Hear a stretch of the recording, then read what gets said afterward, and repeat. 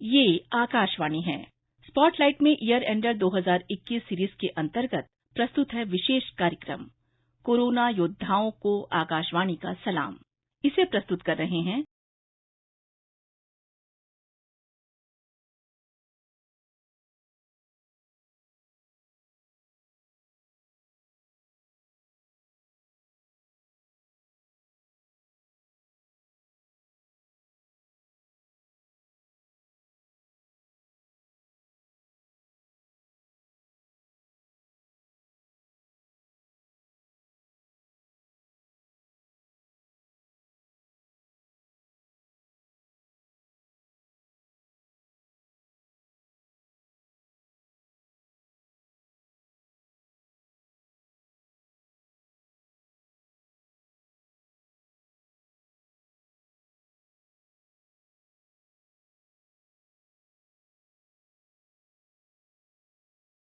ये चिराग कई आंधियों पे भारी है। किसी भी मुसीबत का सामना इंसान अकेले नहीं कर सकता।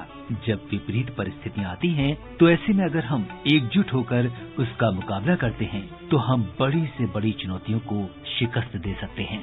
दुनिया की सबसे बड़ी त्रासदियों में से एक कोरोना महामारी की इस जंग में बहुत सारे ऐसे योद्धा हैं जिन्होंने श्वेत और खाकी वस्त्रों में एक वॉरियर की तरह अपनी जान की परवाह न करते हुए दूसरों की जान बचाई। ये एक ऐसी महामारी थी जहां अपने को बचाना था और अपनों को भी बचाना था। पीपीई किट पहने सफेद कोट में इन योद्धाओं ने खुद को तकलीफ में डालकर वो किया जिसके लिए पूरी दुनिया उनके सामने नतमस्तक हो गई। प्रधानमंत्री नरेंद्र मोदी ने 22 मार्च को जनता कर्फ्यू का ऐलान किया, तो साथ ही उन्होंने कोरोना वायरस के खिलाफ जंग में जुटे डॉक्टर्स, पैरामेडिकल्स, पुलिसकर्मी और आवश्यक सेवाओं से जुड़े लोगों का ताली, थाली और शंख बजाकर धन्यवाद अर्पित करने का आह्वान भी किया। साथियों, पिछले 2 महीनों से लाखों लोग अस्पतालों में, एयरपोर्ट पर, दफ्तरों में, शहर की गलियों में दिन रात काम में जुटे हुए हैं। चाहे डॉक्टर हो, नर्सिस हो, हॉस्पिटल का स्टाफ हो, सफाई करने वाले हमारे भाई बहन हो, एयरलाइंस के कर्मचारी हो, सरकारी कर्मचारी हो, पुलिसकर्मी हो, मीडिया कर्मी हो, रेलवे, बस, ऑटो रिक्शा की सुविधा से जुड़े लोग हो, होम डिलीवरी करने वाले लोग हो, ये लोग अपनी परवाह न करते हुए दूसरों की सेवा में लगे हुए हैं। रविवार को यानी जनता कर्फ्यू के दिन शाम को ठीक 5 बजे हम अपने घर के दरवाजे पर खड़े होकर या बालकनी में या खिड़कियों के सामने खड़े होकर 5 मिनट तक ऐसे लोगों का आभार व्यक्त करें। और आभार कैसे व्यक्त करेंगे? ताली बजा करके, थाली बजा करके, घंटी बजा करके हम उनके प्रति अपनी कृतज्ञता व्यक्त करें।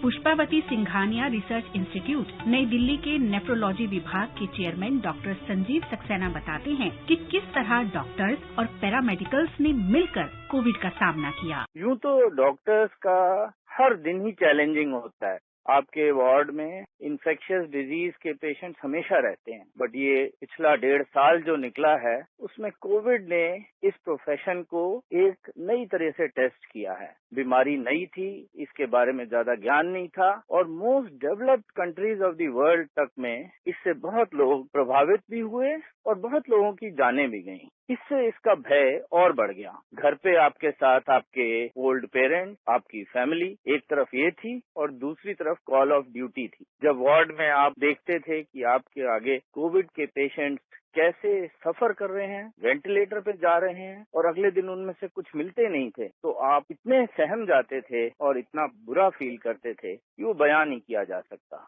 उसके बाद ये डर कि आप वो वायरस लेके घर तो नहीं आ रहे हैं जिससे कि आपके ओल्ड पेरेंट्स उनको लग जाए, तो आप क्या जवाब दोगे? ये एक और दुविधा थी। प्लस ट्रीटमेंट अच्छा था नहीं, तो आप भी उतने ही रिस्क पे जितने पेशेंट्स रिस्क पे। तो ये जो चुनौती थी, इससे ये भय और बढ़ जाता था। बट मेरी समझ में डॉक्टर्स, पैरामेडिकल स्टाफ, नर्सेज, सबसे ज्यादा वार्ड बॉयज, इन सब ने हिम्मत दिखाई और हम सब ने बहुत ही ब्रेवरी से कोविड को फेस किया और मेरे ख्याल से हमारा देश बहुत ही अच्छा निकला इसमें। 25 मार्च को सरकार ने देश में संपूर्ण लॉकडाउन की घोषणा की। विमान हैंगर में खड़े हो गए। रेलगाड़ियां यार्ड में चली गईं, बसों को शेल्टर में खड़ा कर दिया गया, कार और मोटरसाइकिलें पार्किंग में पार्क हो गईं, सभी वाहनों के पहिए थम गए थे।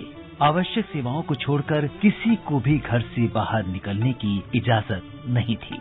ऐसे में पुलिस और प्रशासन के सामने एक बड़ी चुनौती थी। जहां एक तरफ लॉकडाउन का सख्ती से पालन करवाना था, वहीं दूसरी तरफ लोगों को अस्पताल पहुंचाने, जरूरत की चीजें मुहैया करवाने और आवश्यक चीजों की कालाबाजारी रोकने की भी जिम्मेदारी इन्हीं पर थी। उत्तर प्रदेश के गाजियाबाद की पुलिस अधीक्षक निपुण अग्रवाल ने कोविड के दौरान अपने अनुभवों को कुछ इस तरह साझा किया। कोरोना के समय पे हम लोगों ने बेसिकली ब्लैक मार्केटिंग और होर्डिंग हो रही थी, ऑक्सीजन गैस सिलेंडर्स की ओवर प्राइसिंग हो रही थी, रेमडेसिविर इंजेक्शन, टोसिलिजुमैब इंजेक्शन, जितनी भी एसेंशियल सर्विसेज और कमोडिटीज की जो कंप्लेंट्स आती थी उस पर हम लोगों ने काम करा। हम लोगों ने काफी ब्लैक मार्केट गुड्स सीज करे थे और बाद में कोर्ट की मदद से उनको हम लोगों ने छुड़वा कर पब्लिक यूज के लिए उनको डिस्पेंस करवाया। हम लोगों ने ऑक्सीजन सिलेंडर्स यहाँ पे इंडियन ऑर्डिनेंस फैक्ट्री है वहां से कोलेक्ट करके, बाकी इंडस्ट्रियल एरिया वालों से रिक्वेस्ट करके ऑक्सीजन सिलेंडर्स कलेक्ट करके BHEL की हरिद्वार में फैसिलिटी है तो हम लोगों ने एम्प्टी सिलेंडर्स को वहां से रिफिल करवा के यहाँ पे गाजियाबाद में डिस्ट्रीब्यूट करवाया। तो पुलिस में खास तौर से जो हम लोग का मेन रोल रहता है उसके साथ एंसिलरी रोल एडमिनिस्ट्रेशन के साथ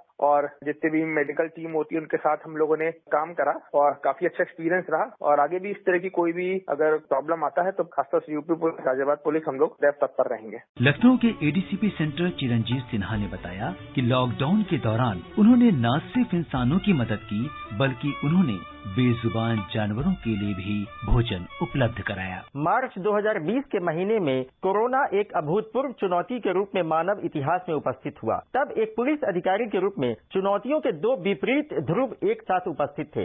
लॉकडाउन को सख्ती से सुनिश्चित कराना और परेशान व्यक्तियों से उच्च कोटि की मानवीय संवेदना रखते हुए उनकी सेवा करना। इसी दौरान एक बुजुर्ग अनजान व्यक्ति का फोन मेरे पास आया कि मैं हाई BP और शुगर का पेशेंट हूँ, मेरी दवा खत्म हो गई है, मैं बहुत कठिनाई में हूँ और बाहर नहीं आ सकता। मैंने तुरंत व्हाट्सएप पे उनका पर्चा मंगाया और दवा खरीदकर मुश्ताक अहमद नामक उस व्यक्ति के पास पहुंचा। उन्होंने मुझे बहुत सारी दुआएं दी। अग्रिम पंक्ति में कार्य करते हुए मेरा फोन नंबर और ट्विटर अकाउंट तेजी से वायरल होने लगा और एक दिन ऑस्ट्रेलिया में रहने वाली एक अनजान बेटी का ट्वीट मेरे पास आया कि सर मेरी माँ को पिछले दिनों लकवा हो गया था, अभी उनकी फिजियोथेरेपी हो रही थी जिससे उनको बहुत फायदा हो रहा था, किंतु लॉकडाउन के कारण फिजियोथेरेपिस्ट नहीं आ पा रहे हैं। यदि फिजियोथेरेपी नहीं हो पाई तो उनका पैर हमेशा के लिए खराब हो जाएगा। मैंने तुरंत उन फिजियोथेरेपिस्ट का नंबर उनसे प्राप्त किया और उन्हें लेकर उनके घर पहुंचा तथा उनकी चिकित्सा कंटिन्यू कराई। इंसान तो तब भी अपनी समस्या बता रहे थे, किंतु जानवर कैसी अपनी बात बताते। लखनऊ की चिड़ियाघर में भी जरूरी खाद्यान्न का संकट हो गया। तब उनके निदेशक से मिलकर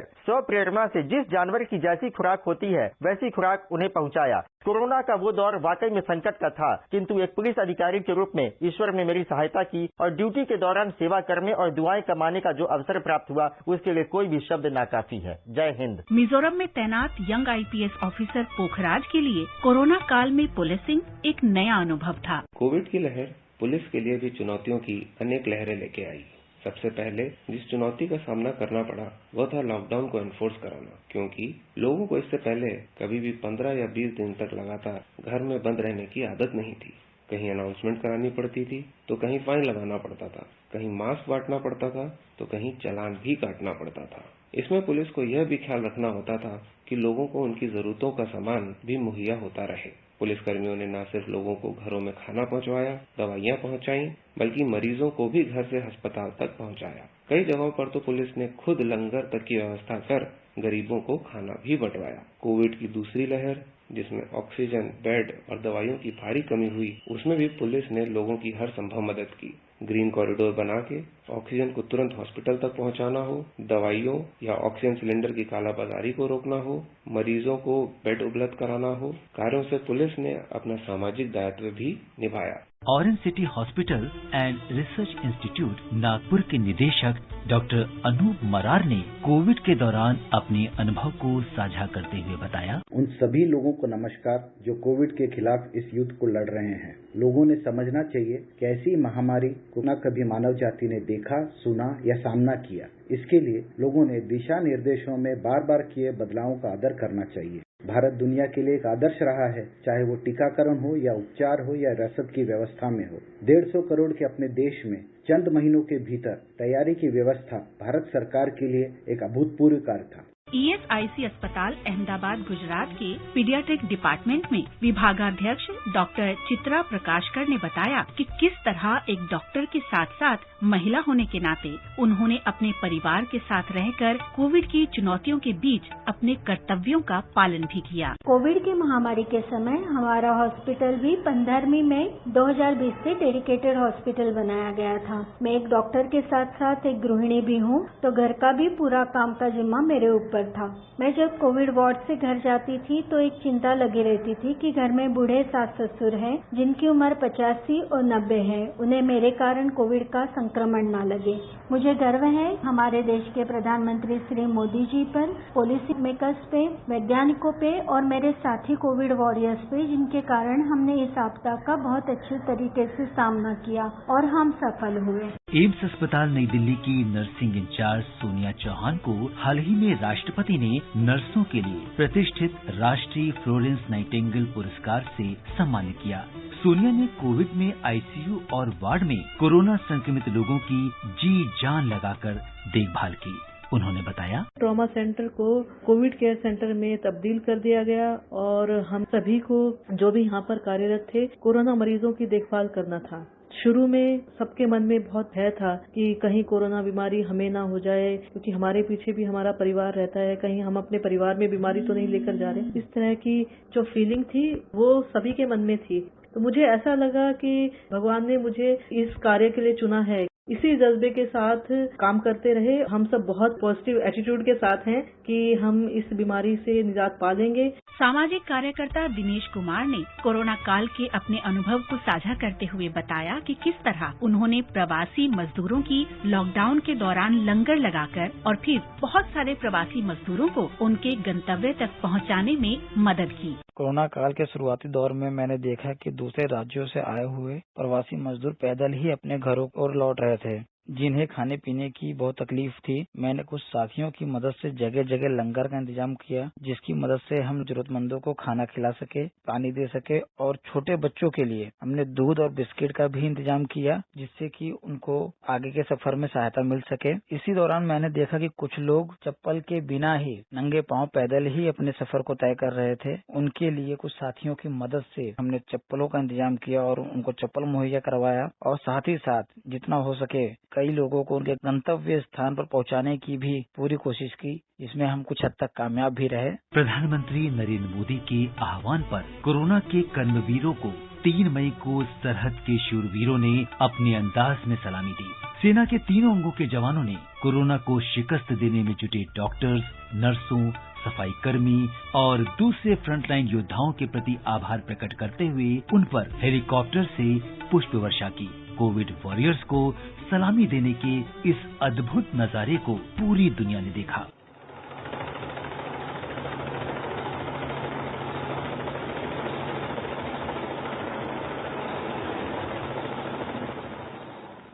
आज हमारे देश में कोविड की स्थिति नियंत्रण में है। हालांकि इस बीच ओमिक्रॉन जैसे नए वेरिएंट से चुनौतियां और भी बढ़ गई हैं, लेकिन हमारे हौसले बुलंद हैं। आज हम सभी देशवासी कोरोना वॉरियर्स का अभिनंदन करते हैं, जिनके अथक प्रयासों के द्वारा ही भारत में कोविड पर विजय प्राप्त की गई। हम सभी कोरोना वॉरियर्स को श्रद्धांजलि अर्पित करते हैं, जिन्होंने दूसरों की जान बचाते हुए खुद की जान न्यौछावर कर दी। आइए एक सलाम उनके नाम, जिन्होंने देश को इस महामारी से बचाने में अपना अतुलनीय योगदान दिया। इसी उम्मीद के साथ कि हम कोरोना पर पूरी तरह विजय पाएंगे, यही कहेंगे कि शाखें रही तो फूल भी, पत्ते भी आएंगे। ये दिन अगर बुरे हैं तो अच्छे भी आएंगे। आइए संकल्प करें, कोरोना हारेगा, देश जीतेगा।